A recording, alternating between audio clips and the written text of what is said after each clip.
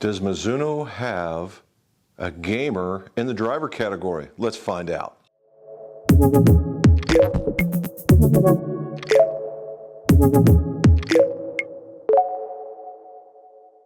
Welcome back to the McGolf fitting room, and we just finished putting up our brandy spanking new net. You'll see that on another video, and we figured, well, let's do a review while we can use the net. Mizuno, you've seen it out there already. We're kind of the last in line when we get a lot of these things. They have introduced two new drivers, the STX and the XTZ, and it would be them, okay? The STX and the XTZ, both are initiatives starting from the 190 category to the ST200, where they had, what, 3 different models of that, and they've narrowed it down to 2, all right? Now, you've seen, if you've been watching the other channels, you can, they've combined a lot of the technology. They've used some new metals in order to get to these, right? And it's a good looking club. It really, really is. And the differences are the STZ is your standard model where there's weight on both sides, where the STX is the draw bias model. And we'll get into some of that. Now, what I've done is I finally got the left-handed version in so I could test it personally to give you some feedback on it. However, I also had Marc in here. Marc, you've seen him. He's the guy that bombs them a mile. And to be able to tell us what he thinks. So let's go check some of that out. Well, Marc is back. He wanted me to work on a putter, and we had to work on the driver because we had some issues, right? And after we got done with that, he says, "Hey, what about that Mizuno club that's out?" And I said, "Well, funny you mention that. I've got them. They're right-handed. He can hit them." We forgot to mention when we just before getting to go mention golf balls. So we look at the STZ, we'll take that one. The STZ and the STX, if you look, they have pieces that are cut out of the bottom, and that's where they've removed the metal from the sole and replaced it with a carbon / graphite-ish kind of plate in order to suck up that area. And what that does is that moves the center of gravity, it moves the weight of the head to help them design what they want to do. Now the STZ, if we're going to get close on it, but the STZ has 2 wings. It's basically a piece right here, goes through here, and a piece down at the bottom. So more straight down the middle-ish kind of setup, okay? And it still has its waveform technology, and this is a resultant of, well, it's the 3rd generation, right? It had ST190, ST200. Now you have this one, and what they're doing is they're building on the things that were good and adding things that they wanted to, with this being their final result. Now the STX is a little different. It has a piece that's just out on the toe area, right, and removed. And the result is that you have the weight that stays down in this neck of the woods. In fact, it looks a little bit almost like there's a weight down in here with the brush black on it, in order to help get the club going into the closed position. Now, when you look down on it, what did you see the differences when you look down on them? Well, when I looked down on them, you could tell that the Z was a little more closed or set up, where this one looked a little more open at address, or a little more neutral. I guess this would be square, and then that would be a little more open. So. And what do you think on the shape? You got the Z model, and the shapes. There's a definite difference, right? So the Z is long. Z's longer right now. Mm-hmm. So the Z is longer. It definitely looks longer, and this has a little more compact feeling to it. Right. Versus this one. All right. So we're gonna go now. We're gonna go hit, and we're gonna go do it.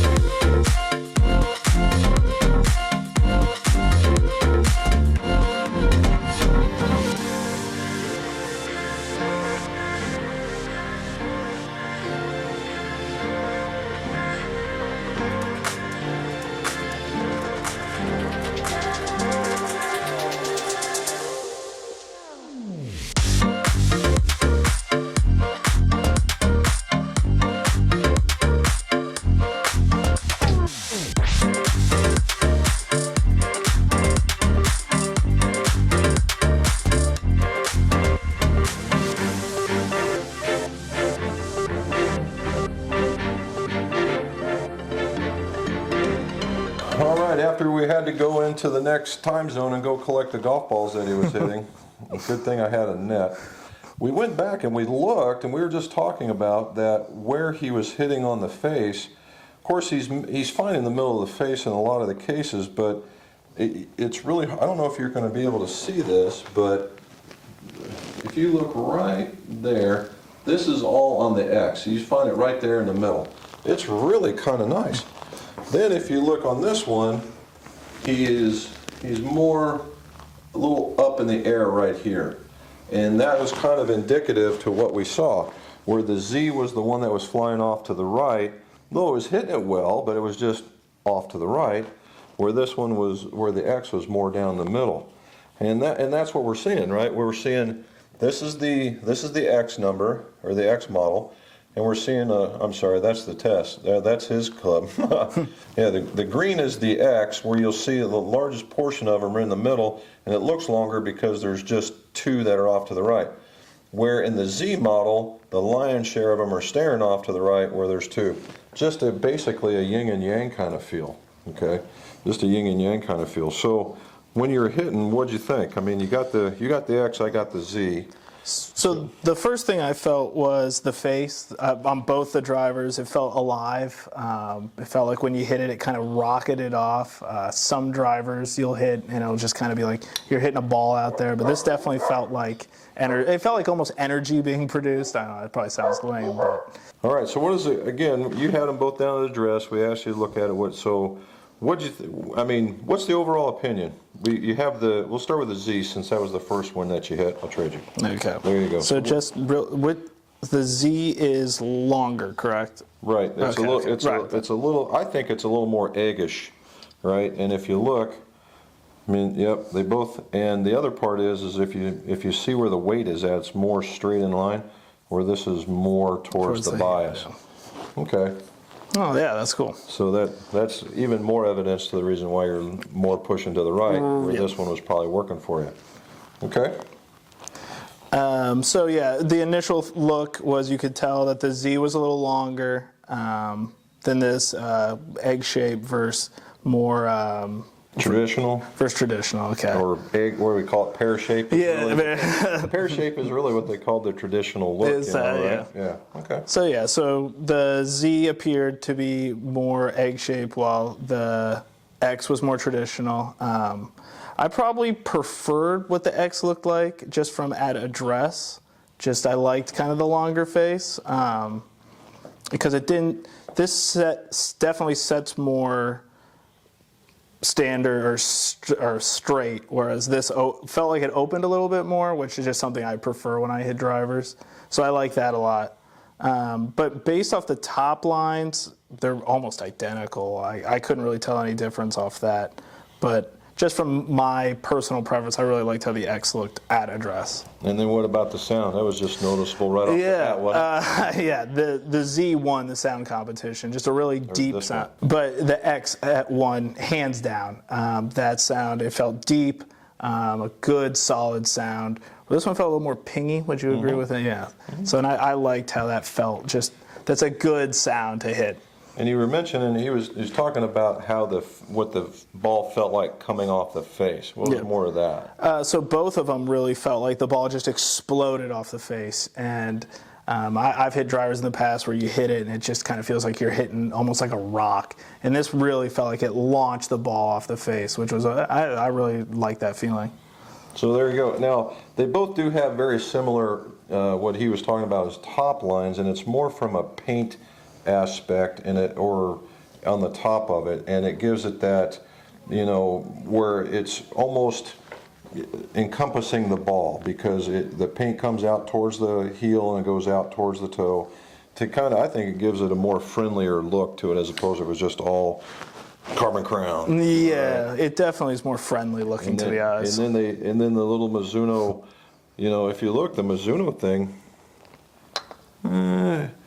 The Mizuno, just at first guess, the Mizuno logo on the Z model looks to be a little bit more towards the heel, where this one is more towards the middle. Also looks a bit smaller. Well, it might be. Tiny bit, but. So what you have is in the Z model, if you look again, we're going to talk that you have the removal of the weight, but the weight is more directly right behind where you would have the ball. And then the X model, it only has a little bit at the top, and then the weight is a little bit down in the back, so that makes it feel as if there's weight towards the heel. And as we saw, although he was murdering this thing way out there and getting some really good numbers, it was just face open. So if we could fix the face open part, and very well could have been the shaft, right? Although it was a really nice shaft, it may not have been enough, right? And that's what we do during these fittings. So we come and we give him, because we saw the club head path and we saw the club face angle. So okay, we got to get it closed, because he's not going to change the path just all directly. Yeah. And so we give him something draw bias, and all of a sudden something gets a little more closed or a little less open, as the case may be. And now he's hitting it down the middle, and he got a few of them way out there, way out there just with the rest of them. So, and that's the thing you got to be looking for, that you have draw bias, or if you're a guy that's pretty straight, you might want to use the other one. I've got a real feeling that most people will probably, most people deal with fades and pushes and whatnot, and may very well go towards the draw bias model in the X. However, the friendly appearance of the Z model, where it's just a little bit bigger at address, might be more what suits other folks when they get through there. But all in all, so again, that's the whole reason why you come to places like this, to find things like that out. I guess the last thing I would say is, I thought it was at least noticeably different, the spin numbers, like almost about 1,000, I thought. Well, there was a definite knockdown in spin. Yes. Definite knock, and across the board in comparison to his driver as well, that these came down, well, both of them at an average probably came down at least 400 or 500 RPM, and then I believe it was the X model, no, it was the Z model was actually a lower spinning club by a lot. And to the point, he actually what we would consider a knuckleball. When you're swinging at 112 to 115 mile per hour, and your ball speed or your ball spin gets under 2,000, you're basically hitting a knuckleball. And he did that 2 or 3 times, but it still sailed. And that was really the cool part about this testing and what we saw. All right, Marc has quite the aggressive swing, and we put as much as we could into it, and he hit the ball pretty good. And you get to see some of his feedback. Now, for me, what I saw was, I thought this was probably one of the most solid drivers I've hit. All right, it's in the top 2 or 3. Okay, that's how solid this guy is. Top 2 or 3. Now, we've talked about, or at least if we haven't, we're going to again, the weight. The weight removal has been replaced on the sole this time. You normally didn't see a lot of that. Now you do. You're seeing in a lot of models where they're replacing the bottom and replacing it with the Kevlar, the weaved graphite, whatever you want to call it. The strength is being replaced by that, and allows more weight to be moved wherever they want. Now, traditionally, for me, Mizuno's been a spin killer. In this particular instance, it wasn't. But it was still low for me, but it wasn't the spin killing low that like the previous model was for me. I still got into the middle of the club face. This thing centers the ball very, very easily. It's a good design to be looking at. It is very solid. It doesn't make a very loud noise, and it performs, right? It's gone as long as any of the other drivers, save one, out there for me, the ones that I've tested. Not all of them, but the ones that I've tested. So this is a good driver year. Like last year I said it was a good wedge year. This year will be a good driver year, although we still got good irons out there. But the standout item of this year, I believe, will be the driver, because there's just so many to choose from that are very good and in different price brackets. So you'll be able to mix and choose, and if you go get fit like you do here, then you can tend to upgrade to a better aftermarket shaft if you desire. That's just one of those things. So it's been a really positive test. Chris at Mizuno and his guys did a really, really good job. So if you have a chance to check these out, I would do so, right? And go look, because I mean, I could put this guy in play and be standing with everybody as if I was hitting my gamer. My gamer's just a tad longer, but this is a very, very solid club. So I would highly recommend it. If you're a guy that fights the fade, then the STX is where you want to go. It is certainly a draw bias. Unfortunately, lefties, for some reason, Mizuno left us out on that one. So we're going to have to figure that one out. But I've watched it, and I've watched guys hit it, and it does do exactly what it's advertised to do. So you might give that one a look as well. Mizuno's is in the house when it comes to a driver that can work for multiple golfers, particularly after the fit, okay? And that's really what you were looking for. Solid, ready to go, and basically a heck of a deal, specifically after the fit. So again, take a look at it, enjoy, and let's see your scores. Go low.